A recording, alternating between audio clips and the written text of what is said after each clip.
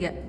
Bismillahirrahmanirrahim. Assalamualaikum warahmatullahi wabarakatuh. Waalaikumsalam warahmatullahi wabarakatuh. Alhamdulillahilladzi arsala rasulahu bil huda wa dinil haqqi liyudhhirahu 'ala dini kullihi walau karihal musyrikun. Asyhadu an la ilaha illallah wahdahu la syarika lah wa asyhadu anna Muhammadan abduhu wa rasuluh. Pertama-tama marilah kita panjatkan puji serta syukur kita kepada Allah Subhanahu wa taala yang karena nikmatnya kita dapat berkumpul di tempat yang insyaallah diridhoinya. Yang kedua, setelah beriringkan salam, marilah kita panjatkan kepada Nabi Muhammad SAW yang karena jerih payahnya, karena tetesan darahnya, karena lelahnya, karena letihnya, kita dapat merasakan bagaimana nikmatnya berdiri Islam pada hari ini. Baiklah teman-teman semua, mari kita buka kegiatan kita pada hari ini dengan membaca lafaz al-basmalah. Dan saya juga ingin mengucapkan banyak terima kasih kepada teman-teman, ada Amira, ada Mawar, dan juga ada Kira yang sudah meluangkan waktunya untuk kita bertemu dan untuk kita saling diskusi di hari ini. Dan seperti yang teman-teman ketahui, di sini saya terlibat dalam tematik halal, di mana saya ditugaskan untuk mencari 8 UMK bersama OREF, 8 UMK, dan itu 4 UMK kita didukung sama Bank Indonesia dan 4 UMK lagi kita pakai voucher sehati gitu. Dan di sini makanya aku mau jelasin tentang halal ini. Menurut aku tujuannya adalah agar aku juga belajar tentang halal, kemudian juga aku bisa menelaah apa itu halal, karena di sini juga aku baru belajar. Jadi di sini kita belajar banyak dan kita belajar kita diskusi mengenai makanan halal. Selanjutnya, sebenarnya Allah Subhanahu wa taala itu sudah menyuruh, sudah memerintahkan umatnya untuk mengkonsumsi makanan halal dan juga baik. Karena di balik makanan halal dan baik itu terdapat segudang manfaat di belakangnya. Seperti dijelaskan dalam surat Al-Baqarah ayat 172. A'udzubillahi minasyaitonirrajim. Bismillahirrahmanirrahim. Ya ayyuhalladzina amanu kulu min thayyibati ma razaqnakum washkuru lillahi in kuntum iyyahu ta'budun. Ya ayyuhalladzina amanu, wahai orang-orang yang beriman. Jadi di sini seruannya adalah untuk orang yang beriman. Kulu min thayyibati ma razaqnakum, makanlah dari hal-hal yang baik apa yang akan diberikan kepadamu. Washkuru lillahi in kuntum iyyahu ta'budun, dan bersyukurlah kepada Allah jika kamu orang-orang yang menyembah kepadanya. Di sini jelas diterangkan bahwasanya jika kita orang yang beriman, maka kita harus memakan makanan yang baik lagi halal. Karena itu kembali lagi, karena di belakangnya halal memiliki berbagai segudang manfaat di belakangnya. Kemudian kita di sini mengenal apa sih makanan halal itu? Ada yang tahu? Makanan baik. Ada lagi?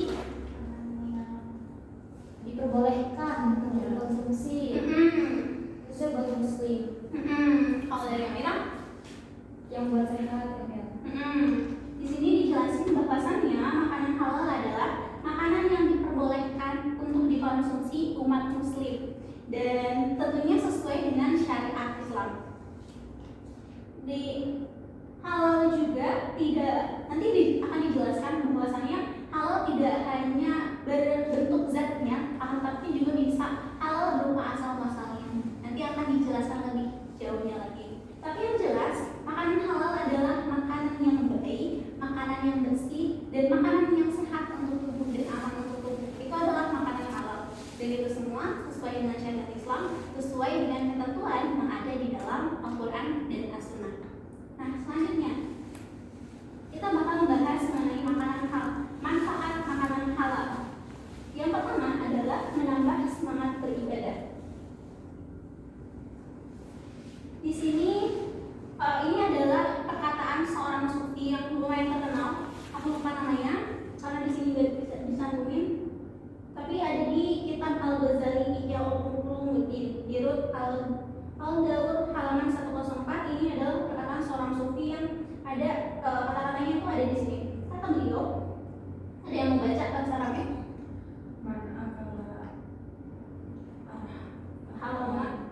Man akala halama aswad jawarihu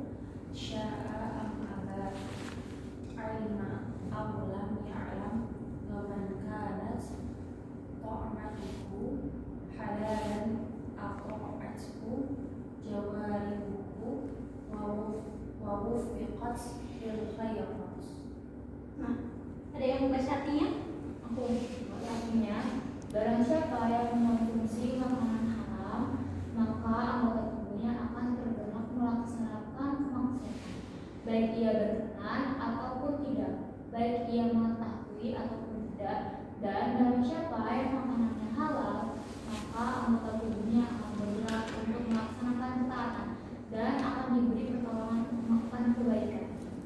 Di sini sudah jelas bahwasanya salah satu manfaat dari makanan halal menurut sufi tersebut adalah menambah semangat ibadah.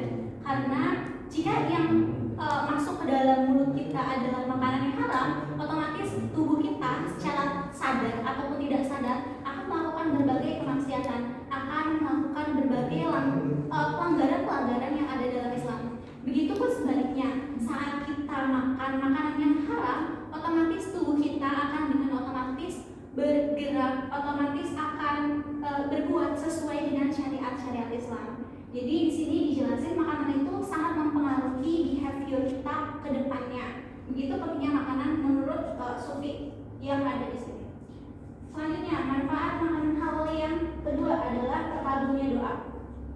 Teman-teman pernah dengar sama sahabat Sa'ad bin Abi Waqqas? Pernah dengar? Nah, di sini Sa'ad itu bertanya kepada Rasulullah, wahai Rasulullah, gimana sih caranya supaya doa saya itu terkabul? Nah, kemudian Rasulullah menjawab kepada Sa'ad. Ada yang membaca? Ya Sa'du maka takun mustajab da'wah alladzi nafsu Muhammadin biyadi innal 'abda liyadhifu jawafihi yawman ma yutaqabbalu minhu 'amala arba'ina yawman. Nah, di sini dijelasin, wahai Sa'ad, kata Rasulullah, perbaikilah makananmu, niscaya doamu mustajab. Di sini berarti ternyata yang menurut kita halal belum tentu itu halal, karena kita harus benar-benar memperbaiki. Gak mungkin dong seorang sahabat dia makannya sembarangan, pasti beliau sudah sedemikian rupa makan makanan yang halal, tapi ternyata masih ada beberapa yang diragukan kehalalannya. Maka dari situ di sini ditekankan di paragraf kalimat paling awal adalah ditekankan bahwasanya makanan yang kita makan itu harus benar-benar terjamin kehalalannya. Karena di selanjutnya, di kata-kata selanjutnya disebutkan sesungguhnya seorang hamba yang memasukkan cuma satu suap makanan haram aja itu tidak diterima amal ibadahnya selama 40 hari. Gimana kalau misalkan satu piring itu masih udah ya Allah alam ya, saya juga nggak tahu gimana dosanya, nggak tahu gimana amal ibadahnya, tapi di sini jelasin kita benar-benar harus memperbaiki makanan. Jadi ternyata yang kita halal belum tentu itu halal, kita harus memastikannya makanan itu benar-benar halal. Selanjutnya poinnya adalah agar terkabulnya doa kita. Selanjutnya mengenai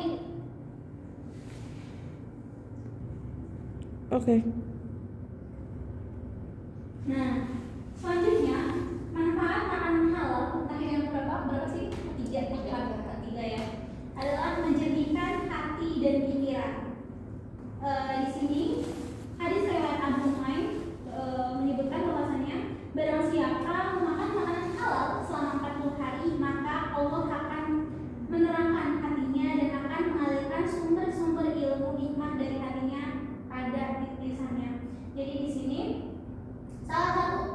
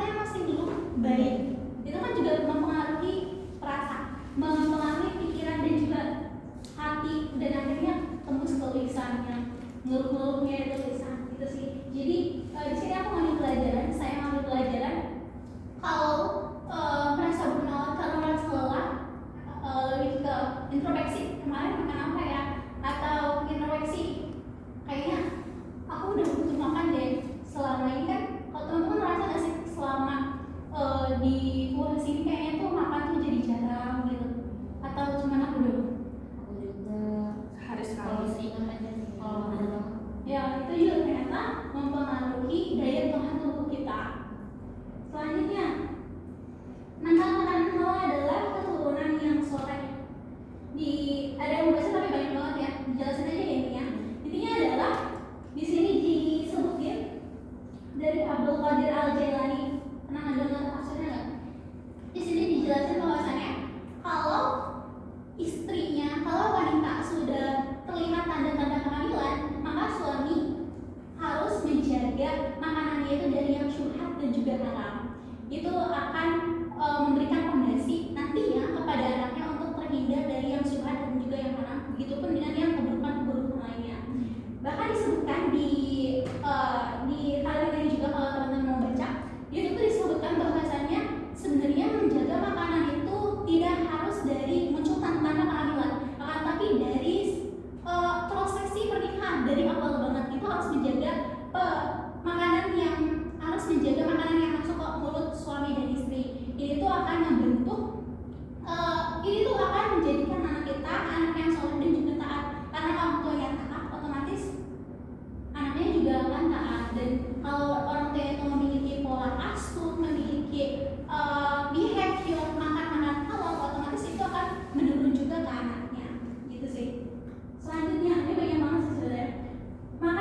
Manfaat halal selanjutnya adalah menangkal beragam penyakit. Sebenarnya ada beberapa makanan yang haram dan minuman yang haram itu karena banyak mudarat lebih banyak mudarat dibandingkan manfaat yang kita rasakan. Makanya salah satu manfaat makan halal adalah kita terhindar dari berbagai penyakit. Contohnya di sini banyak banget himbauan mengenai bahaya alkohol, kenapa kamu harus berhenti minum alkohol dan lain sebagainya. Kita yang sering nonton drakor mungkin termasuk aku itu sering banget nonton kalau mereka tuh minum gitu. Mereka itu minum dan kadang kita juga itu rasanya gimana ya gitu. Sering muncul kayak gitu rasanya apa? Pernah muncul kayak gitu. Iya, ini Amir ini. Ya maksudnya Katanya rasanya kayak hand sanitizer. Ya, hand sanitizer kan alkoholnya banyak kan. Nah itu rasanya kayak gitu katanya. nggak ada Kenapa mereka tuh kalau minum tuh juga dicampur sama bir kan? Karena bir tuh lebih manis dibanding alkohol gitu. Sama lagi soju. Kayak Soju. gitu. Kalau kalian kan soju. Iya. Bukan soju. soju tuh apa? Saya itu apa? Aku juga belum pernah ngerasain sih sebenarnya. Iya. Tapi itu sering banget muncul di drakor ya. Iya tuh kamu tahu bukan karena ngerasain juga, maksudnya review. Kan banyak orang yang karena banyak nonton drama tuh banyak yang nanya rasa soju tuh kayak gimana. Terus orang-orang yang di Indonesia yang mualaf tuh cerita kalau memang rasanya tuh benar-benar pure kayak hand sanitizer yang nggak ada wanginya. Tapi siapa nggak yang di Korea sama yang sih? Ya nggak tahu ya. Itu pokoknya dia ngomongnya soju, kalau soju kayak gitu. Kan alkohol tuh kan banyak kan, ada yang dari buah. Mungkin kalau dari buah enak, nggak tahu sih ya. Ntar di surga kita minum. Wah, ya. Nggak tahu tapi ada kelapanya atau enggak. Lanjut. Ya, jadi di sini salah satu manfaatnya adalah yang menangkal beragam penyakit. Karena kenapa diharamin? Ya karena itu nggak baik buat tubuh kita. Seperti di sini kenapa diharamin minum alkohol? Karena di sini juga banyak banget himbauan. Nggak perlu download tafsir, cukup searching di Google. Ternyata banyak banget mudarat dari meminum alkohol. Selanjutnya kita banyak banget nih.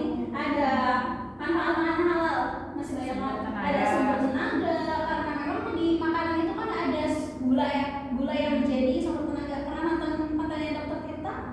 Nah, ya itu sering banget membahas gula itu menjadi sumber energi kita. Di situ dijelasin juga Dokter Tirta kalau makan gulanya banyak, itu kita harus beraktivitas banyak biar gulanya ini kepake, kata Dokter Tirta ya.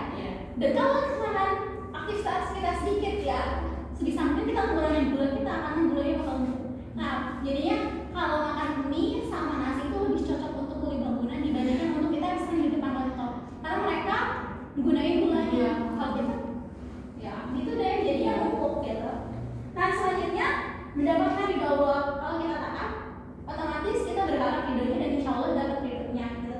Selanjutnya juga mendapatkan pahala yang berarti karena di awal sudah disebutkan kita harus mengkonsumsi makanan yang halal lebih baik. Dan di sini juga akan memperkuat iman kita.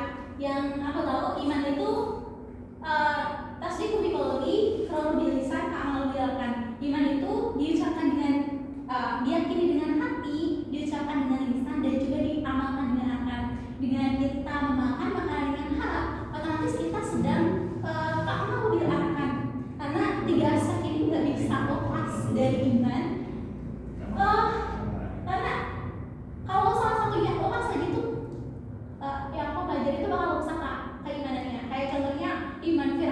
dia tasdik, dia juga berucap, dia yakin Allah Rabb saya, dia mengucapkan Allah itu Rabb saya waktu mau tenggelam, tapi dia akannya itu nggak ada, otomatis Rusaknya fasik. iya fasik imannya. Kemudian Abu Thalib pamannya Rasul, akannya bagus banget membantu Rasul berdakwah, ngebiayain Rasul berdakwah, kurang apa Abu Thalib. Kemudian hatinya yakin, tapi kurangnya dirisan. Sampai akhir hayatnya itu Abu Thalib tidak mengucapkan asyhadu an la ilaha illallah, jadinya Rasulullah sendiri. Makanya ada Al-Quran yang atau hadis aku lupa, in la tahdi man ahbabta walakin Allah yahdi man yasha. Intinya Allah itu tidak memberikan hidayah kepada orang yang dicintai kamu, tapi Allah akan memberikan hidayah kepada yang dikehendakinya. Jadi walaupun Rasulullah udah mohon untuk diampuni dosanya Abu Thalib karena tidak menyempurnakan imannya, tetap aja Abu Thalib masuk ke dalam neraka, walaupun nerakanya itu paling Rendah. paling ringan. Paling ringan. Kalau ada makna itu mungkin untuk mereka ini paling gimana ya? Levelnya tuh level neraka itu paling kecil gitu loh. Siksaannya. Iya, siksaannya paling kecil. Tapi siksaan paling kecil aja udah Pakai sendal juga kan dia? iya, pakai sendal, dan itu ternyata di sini yang mendidih. Itu siksaan paling kecil. Gimana kalau kita gitu, kalau iman kita fasad gimana? Terus yang satunya lagi, dia ngucapin, dia juga akan lakuin, tapi hatinya enggak. Contohnya siapa? Munafik. Munafik itu dia paling bahaya sih itu, dan munafik juga karena dia enggak sinkron tiga-tiganya, jadinya itu enggak lanjut bahasa iman yang kita bahas. Jadi ya gitu, tiga iman itu harus lengkap semuanya. Selanjutnya Aspek. Selanjutnya kita membahas mengenai aspek makanan halal. Di sini ada dua aspek makanan halal. Yang pertama adalah halal zatiyah, yang kedua adalah halal asal muasalnya. Kalau halal zatiyah, kita bisa melihat makanan ini benar-benar halal, terhindar dari najis, kemudian juga terhindar dari daging-daging yang diharamkan. Pokoknya itu tuh kalau halal secara zatiyah itu kita bisa melihat kalau si makanan ini halal. Berbeda halnya halal asal muasal. Di sini halal asal muasal, kita sering mendengar kasus korupsi, sering mendengar kasus pencurian, dan walaupun makanan yang dimakan itu adalah makanan halal, kalau cara mendapatkan makanan halal ini dari yang tidak halal kayak tadi, korupsi, kemudian juga mencuri, kemudian juga apa lagi? Iya, yang kayak gitu ya, yang nggak halal, walaupun makanan yang dimakan itu halal, tetap aja itu akan haram. Hal ini sesuai dengan firman Allah dalam Quran surat Al-A'raf. Ada yang mau baca? Boleh. Bismillahirrahmanirrahim. Ya'muru bil ma'ruf wa yanha 'anil munkari wa yuhillu lahumul thayyibati wa yuharrimu 'alaihimul khaba'ith. Nah, Amira mau baca artinya?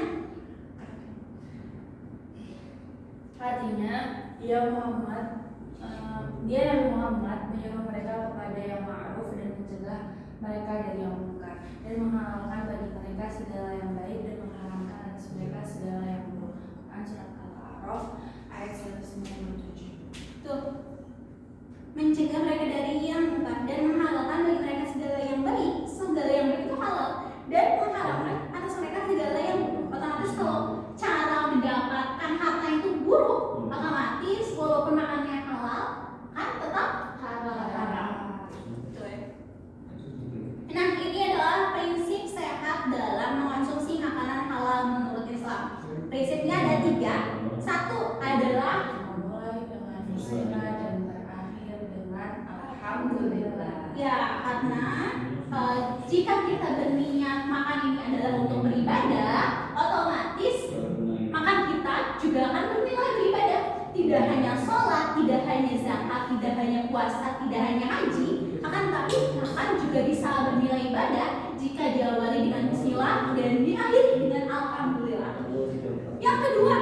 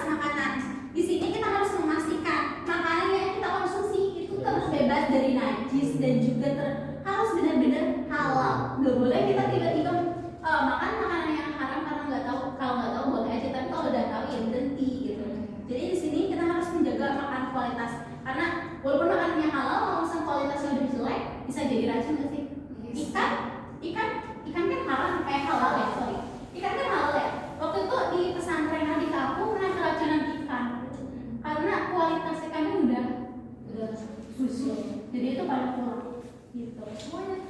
Yang makan ikannya ada yang nggak makan, makanya dia nggak mau kasih. Iya, biar bisa ikut pulang ya. Ternyata mereka itu yang pulang-pulang itu kan racunnya.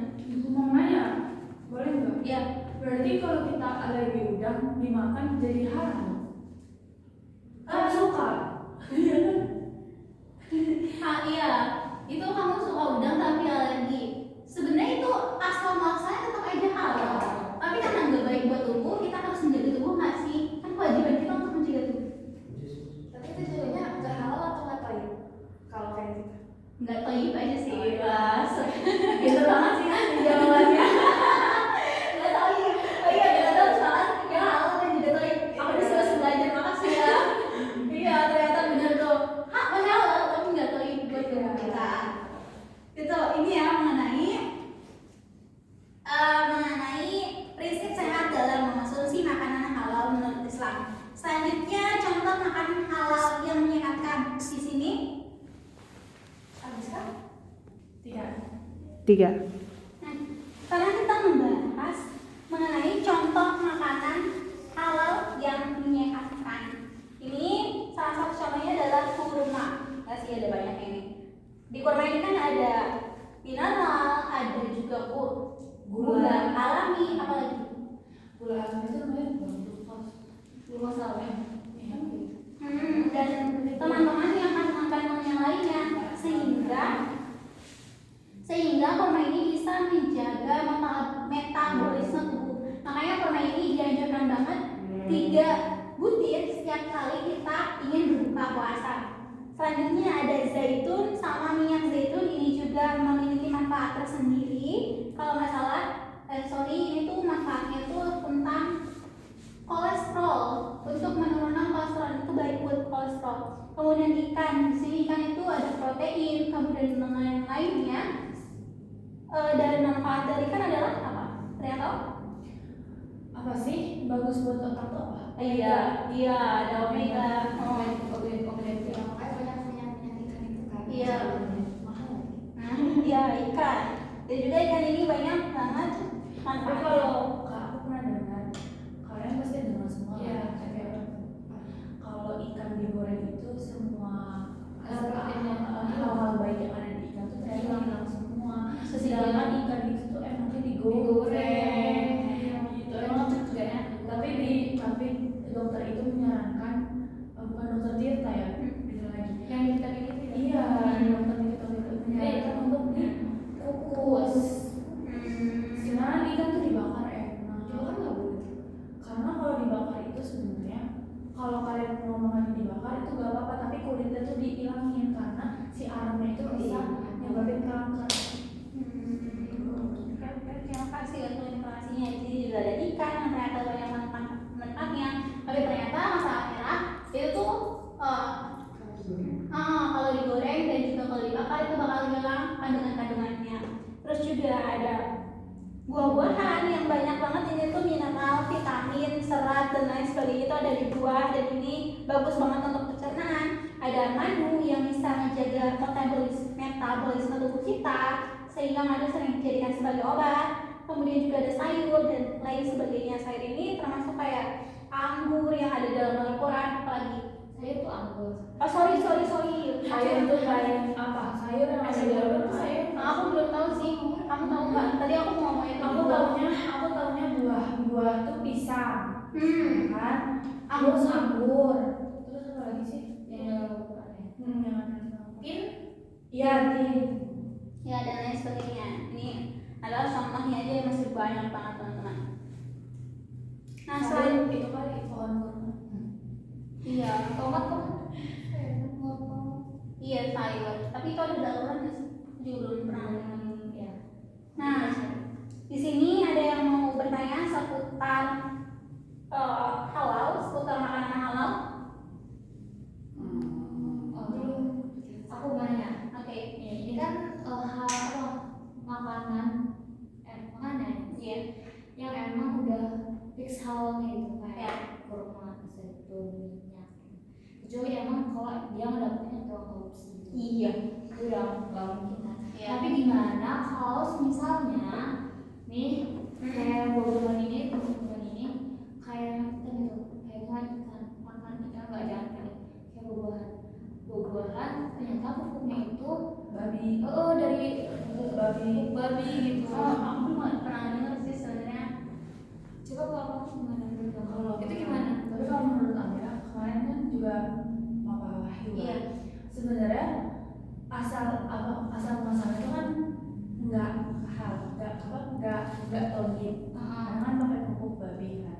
Cuman ya tuh kan bentukannya itu kan udah buah. Iya. Ya sebenarnya nggak apa-apa dimakan juga, tapi itu tuh balik lagi loh ke paham dan pemahaman